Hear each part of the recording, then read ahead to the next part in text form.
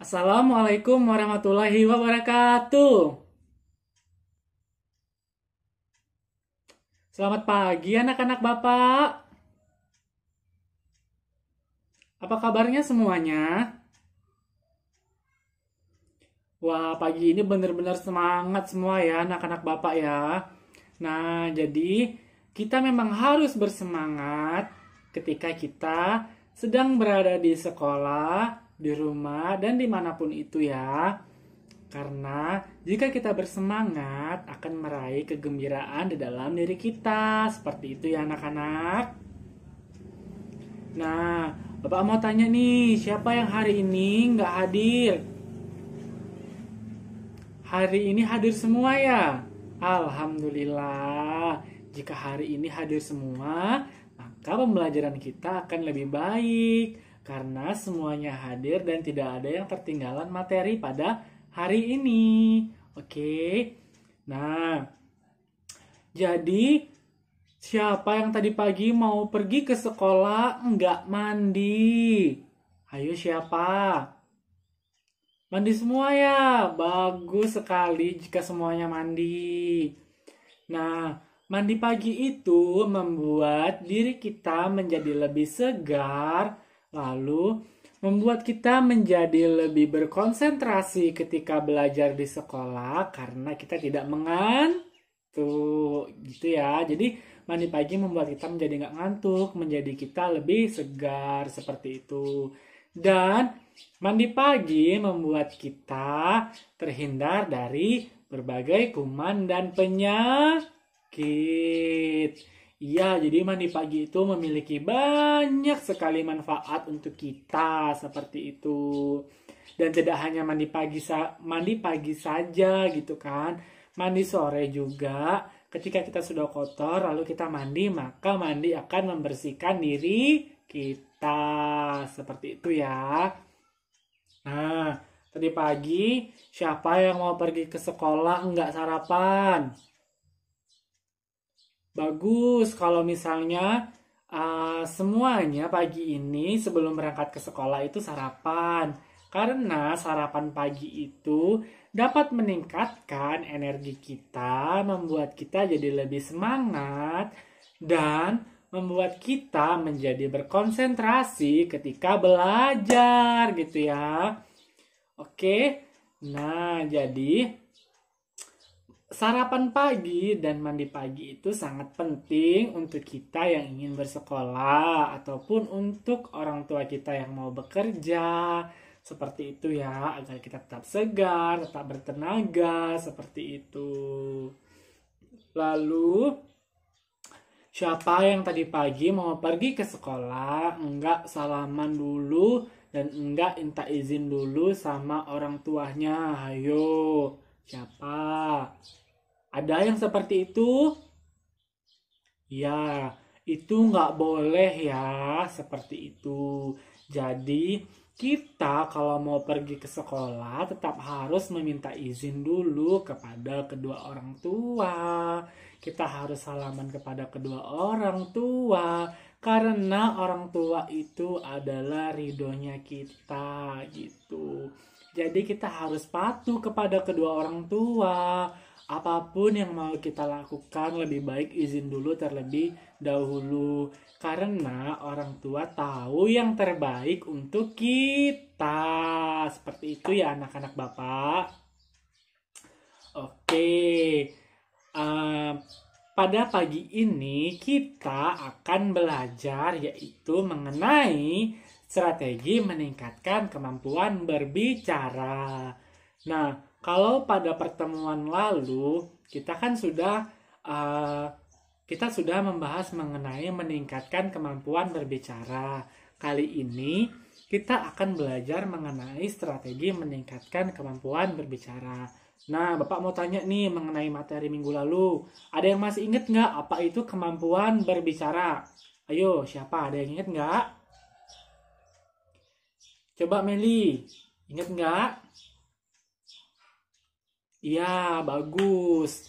Kalau misalnya pada ingat semuanya. Jadi, Kemampuan berbicara adalah kemampuan seseorang untuk mengucapkan kata-kata, untuk berinteraksi, untuk menyampaikan perasaannya, pendapatnya kepada orang lain. Seperti itu ya. Oke, jadi kita akan melakukan pembelajaran hari ini dengan judul Strategi Meningkatkan Kemampuan Berbicara. Nah, Bapak mau tanya nih, ada yang tahu nggak apa itu strategi? Ada yang tahu? Ayo, yang tahu angkat tangan. Nanti dapat hadiah yang tahu. Ada yang tahu nggak? Nggak ada yang tahu ya. Sayang sekali, berarti hadiahnya Bapak simpan lagi ya hari ini. Nanti pertemuan selanjutnya kita buat lagi lah seperti ini. Yang tahu nanti Bapak kasih hadiah. Oke? Semangat semuanya. Oke, bagus. Jadi, baiklah, Bapak akan menjelaskan apa itu strategi. Jadi, strategi adalah cara. Jadi, kalau strategi meningkatkan kemampuan berbicara ialah cara yang dilakukan untuk meningkatkan kemampuan berbicara. Seperti itu ya, anak-anak. Coba diulang. Coba Aldi ulang. Apa itu strategi? Ya, strategi ialah cara yang dilakukan untuk meningkatkan kemampuan berbicara. Jika itu strategi meningkatkan kemampuan berbicara. Oke, kita hari ini akan mempelajari itu. Dan di sini strategi pembelajaran, di sini strategi meningkatkan kemampuan berbicara itu terbagi menjadi beberapa. Yang pertama yaitu permainan simulasi. Ada yang tahu apa itu simulasi? Ada yang tahu? Nggak ada yang tahu ya? Oke, kalau memang nggak ada yang tahu, maka Bapak yang akan memberitahu. Seperti itu. Jadi, stimulasi itu adalah tiruan atau perbuatan yang pura-pura gitu. Jadi, strategi stimulasi ini adalah model yang mengilustrasikan atau menggambarkan baik sistem sosial maupun fisik yang diabstraksi atau pemindahan dari realitas kesederhanaan. Seperti itu. Jadi, permainan stimulasi ini itu seperti kita sedang bermain peran gitu ya. Jadi permainan stimulasi ini mengekspresikan kita untuk berbicara dan memerankan orang lain seperti itu. Seperti bermain drama seperti itu ya. Jadi kayak misalnya Aldi ini menirukan karakter seseorang seperti itu. Misalnya laki-laki Aldi nih menirukan karakter Naruto seperti itu kan, dari gaya bicaranya seperti itu ya kan. Nah, itulah contoh dari permainan simulasi. Nah, yang kedua yaitu strategi dongeng. Dongeng bisa digunakan sebagai strategi meningkatkan kemampuan berbicara. Nah, pasti bertanya dong, apa itu dongeng? Ya kan? Nah, dongeng adalah cerita prosa rakyat yang tidak dianggap benar-benar terjadi. Seperti itu. Jadi, dongeng ini seperti cerita kiasan, seperti itu.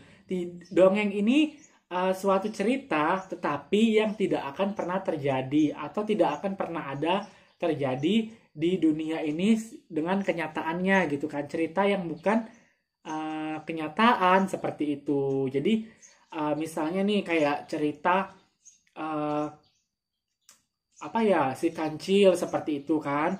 Jadi nanti di dongeng ini, strategi dongeng, nanti Bapak akan menceritakan dongeng tersebut terlebih dahulu. Anak-anak semuanya hanya mendengarkan dan menyimak seperti itu. Nanti jika Bapak sudah selesai menceritakan dongeng tersebut, nanti anak-anak baru Bapak minta untuk menyampaikan kembali apa yang sudah Bapak jelaskan. Seperti itu.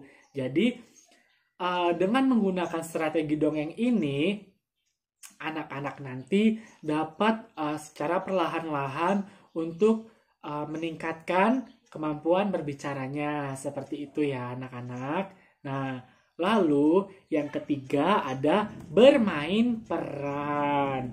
Nah, pada bermain peran ini,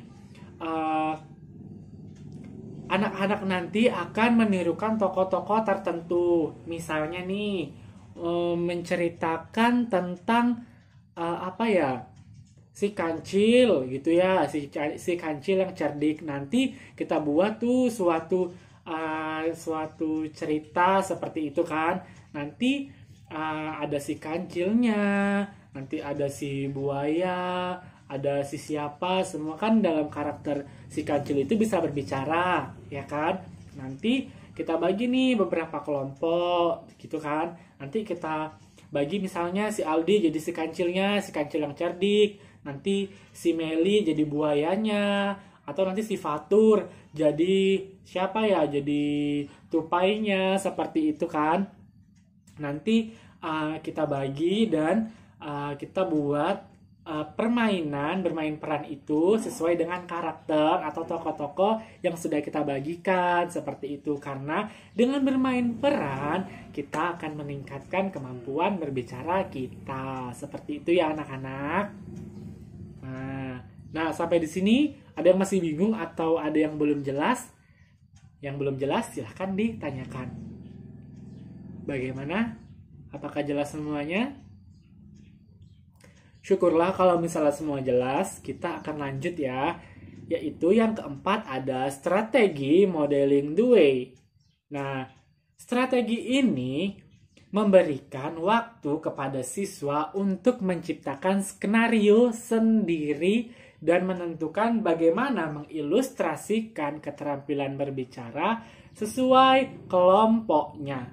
Begitu. Jadi, strategi modeling the way ini nanti dibagi dulu beberapa kelompok, begitu ya. Nanti dalam beberapa kelompok itu diperintahkan untuk membuat suatu cerita berdasarkan kelompok tersebut, gitu kan. Jadi kelompok tersebut itu bebas untuk membuat ceritanya sendiri, gitu kan. Bisa jadi cerita tentang kehidupan sehari-hari, seperti itu. Jadi nanti anak-anak itu bebas, gitu kan. Dia berkreasi di sini untuk membuat suatu cerita, gitu kan. Setelah nanti ceritanya selesai, baru nanti siswa diperintahkan untuk membacakan atau membicarakan apapun itu yang sudah dibuat dengan skenario-nya tadi kepada sekelompoknya, dan kelompok lain nanti akan mendapatkan giliran atau bagian yang sama juga untuk mendemonstrasikan atau mempresentasikan, seperti itu, hasil dari diskusi kelompok mengenai strategi tadi ya, mengenai skenario yang dia buat tadi, seperti itu. Yang kelima yaitu ada cerita berantai. Nah, cerita berantai ini juga terdiri dari beberapa kelompok, ataupun bisa jadi strategi ini dengan satu kelas nih, tapi hanya buat satu kelompok saja, gitu kan. Terus nanti guru akan menyiapkan beberapa cerita, misalnya cerita si kancil, gitu kan, diceritakan secara singkat, hanya satu paragraf atau beberapa kalimat saja, gitu kan. Tetapi sebelumnya nanti itu setiap kelompok ataupun satu kelompok itu dibariskan seperti lingkaran, bisa jadi seperti bentuknya lingkaran ataupun memanjang, itu bisa, gitu kan. Nanti duduknya seperti bersamping-sampingan seperti ini, atau berbaris depan seperti ini, gitu ya. Nanti gurunya akan memulai membisikkan kalimat atau cerita kepada orang yang paling pertama duduk di pinggir atau yang paling belakang, seperti itu, bisa jadi ya.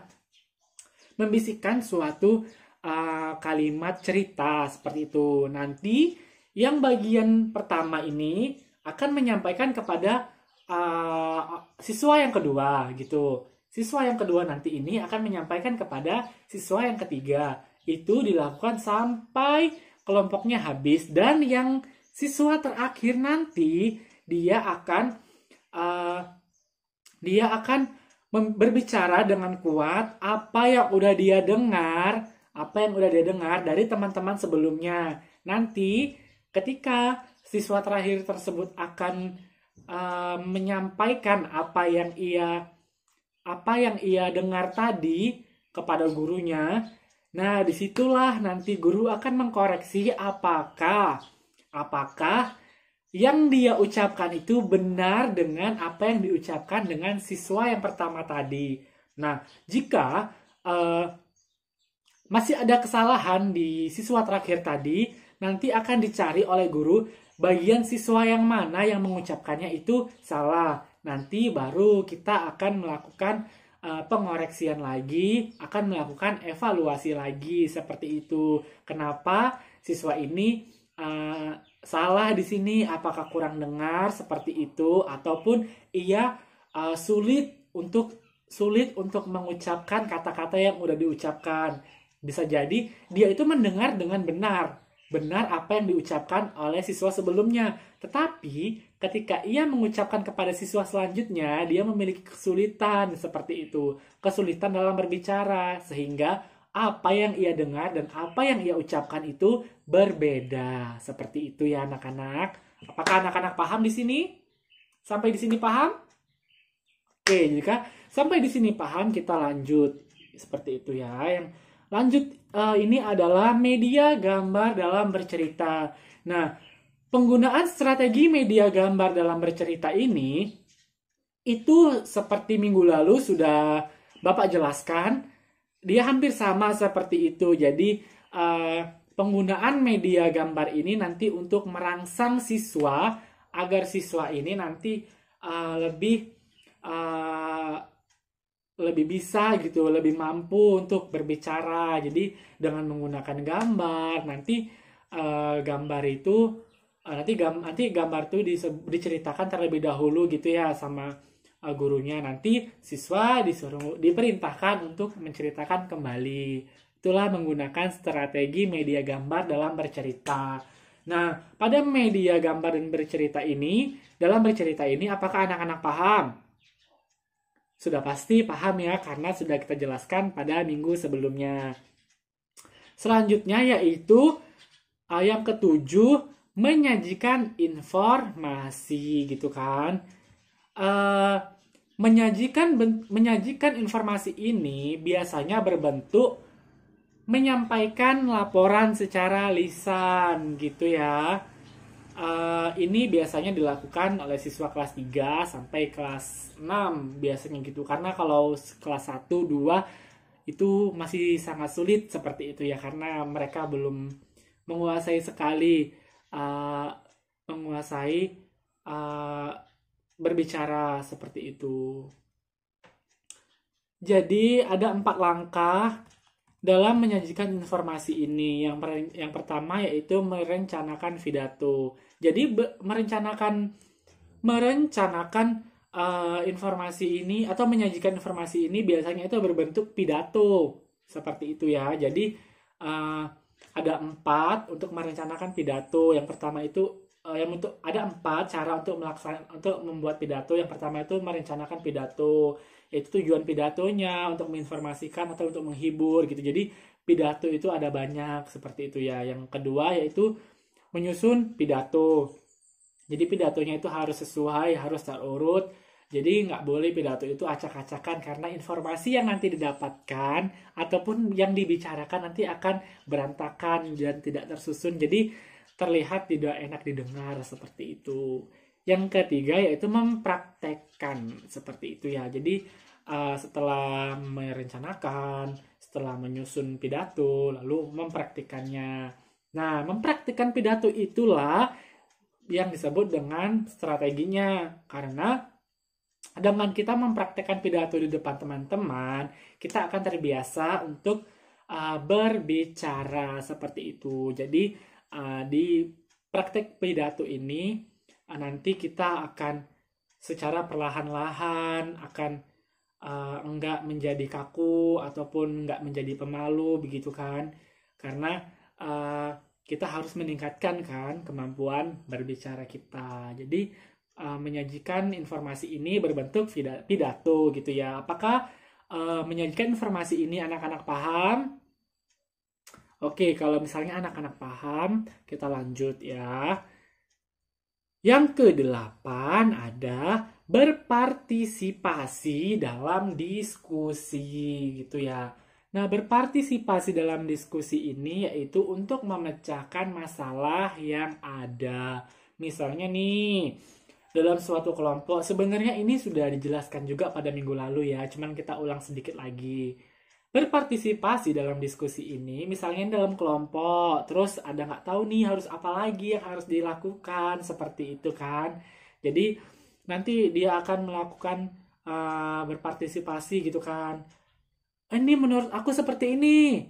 Bagaimana kalau misalnya nanti kita buat pertamanya seperti ini, keduanya seperti ini, ketiga seperti ini, biar lebih terurut. Nah, seperti itulah contoh berpartisipasi dalam diskusi. Dia menyampaikan pendapatnya agar diskusinya berjalan lancar dan mendapatkan hasil. Seperti itu ya anak-anak. Nah, apakah anak-anak sudah jelas di berpartisipasi dalam diskusi ini? Oke, kalau misalnya udah jelas, kita lanjut ya.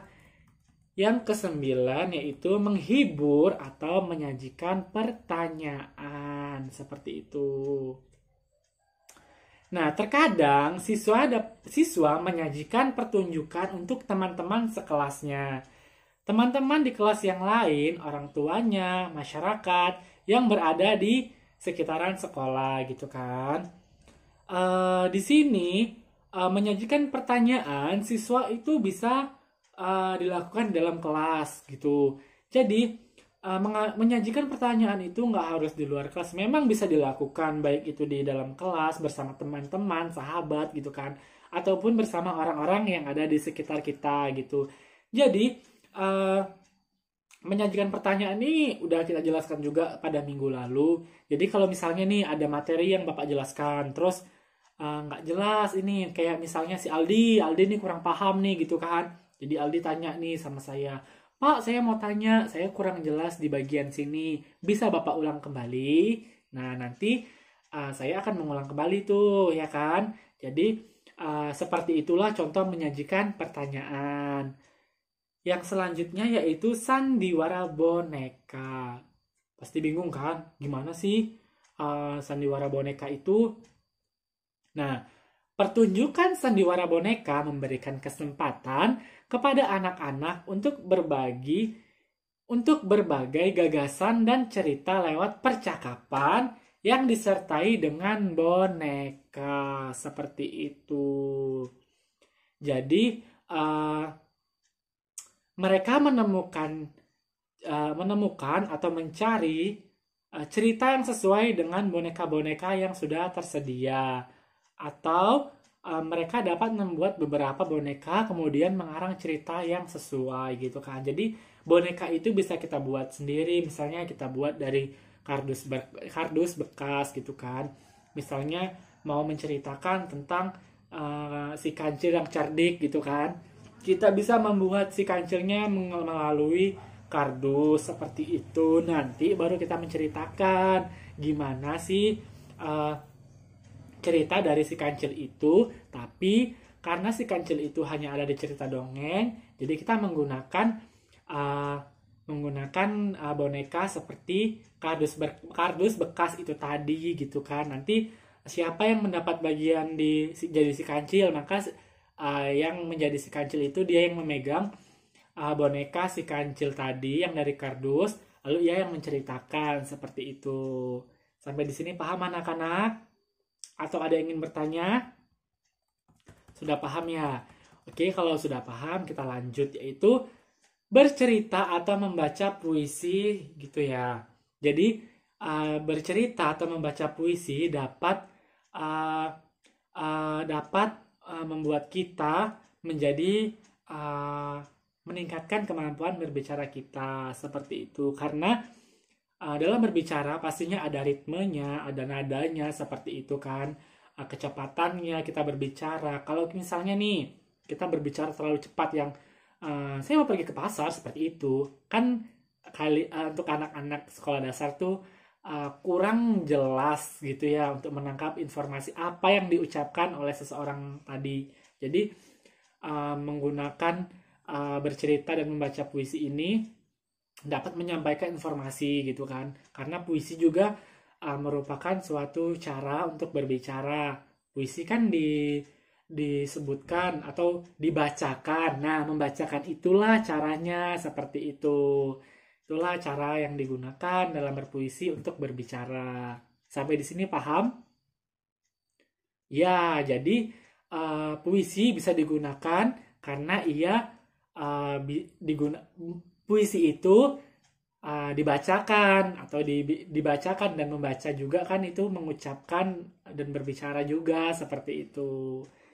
Yang lanjutnya ialah bermain drama. Dalam bermain drama yaitu bermain drama itu kan ada tokohnya, ada karakternya seperti itu kan. Ada gitu ada settingannya, dari settingan panggungnya, kostumnya, seperti itu. Nah, pada permainan drama juga itu bisa dilakukan seperti itu untuk misalnya nih menceritakan tentang si Kancil tadi gitu kan. Nah, nanti ini kayak misalnya yang dapat bagian Kancil akan menggunakan busana yang sesuai dengan karakternya gitu. Jadi apapun yang akan ditampilkan harus sesuai dengan karakternya gitu. Jadi nanti misalnya si Kancil ya dia berbicara layaknya si Kancil seperti itu. Dan ini juga merupakan salah satu strategi untuk meningkatkan kemampuan berbicara. Nah, yang selanjutnya itu ada wawancara. Wawancara juga sudah kita jelaskan pada pertemuan minggu lalu. Jadi kita lanjut aja, yaitu bercakap-cakap atau bercerita. Nah, bercerita ini juga ya salah satunya memang udah kita jelaskan juga kan pada minggu lalu, bahwasannya bercerita juga meningkatkan kemampuan berbicara kita gitu kan. Kayak Aldi yang suka berbicara kan, Aldi? Memang Aldi ini suka banget berbicara dia gitu. Jadi berbicara juga meningkatkan, berbicara merupakan strategi juga gitu. Yang terakhir yaitu adalah laporan lisan gitu kan. Jadi siswa dilatih menyusun laporan sederhana yang menyangkut topik atau tema mata pelajaran. Misalnya nih, kita mempelajari mengenai sampah seperti itu. Jadi nanti siswa menjelaskan apa itu sampah seperti itu. Udah gitu apa aja sih jenis-jenis sampah. Lalu ada nanti terus apa dampak sampah jika tidak kita bersihkan seperti itu. Nah, dari strategi yang Bapak jelaskan ini, apakah anak-anak semuanya paham? Atau ada yang ingin ditanyakan nih? Kalau misalnya ingin bertanya, silakan ditanya. Udah paham semua ya? Oke, kalau udah paham semuanya, berarti tugas kalian ialah mengulang kembali apa yang udah kalian dapatkan di sini gitu. Jadi, kalian, anak-anak Bapak harus mengulang lagi di rumah materi yang Bapak jelaskan hari ini ya. Nah, jadi kita akan menarik kesimpulan gitu kan. Hakikatnya, berbicara merupakan suatu proses berkomunikasi. Sebab di dalamnya terdapat pemindahan pesan dari sumber ke sumber. Misalnya dari saya ke anak-anak. Nah, itu merupakan bicara. Saya menjelaskan materi juga termasuk ke dalam berbicara seperti itu. Karena saya menyampaikan informasi seperti itu. Oke. Jadi strategi itu adalah cara yang dilakukan seseorang. Jadi strategi meningkatkan kemampuan berbicara ialah cara yang dilakukan seseorang untuk meningkatkan kemampuan berbicara. Oke, kalau misalnya udah jelas, jadi kita padai dulu pertemuan kita pada hari ini. Kalian harus tetap bersemangat, harus rajin ke sekolah dan rajinlah untuk mengerjakan tugas-tugas yang diberikan. Dan kalian itu harus bisa mengejar cita-cita kalian agar orang tua kalian menjadi bangga sekali kepada kalian jika kalian telah menjadi orang yang sukses seperti itu ya. Oke, baiklah kita padai dulu pertemuan kita pada pagi hari ini. Tetaplah kalian bersemangat dan rajinlah ke sekolah dan rajinlah belajar. Oke, kita padai dulu. Wabillahi taufik wal hidayah. Assalamualaikum warahmatullahi wabarakatuh.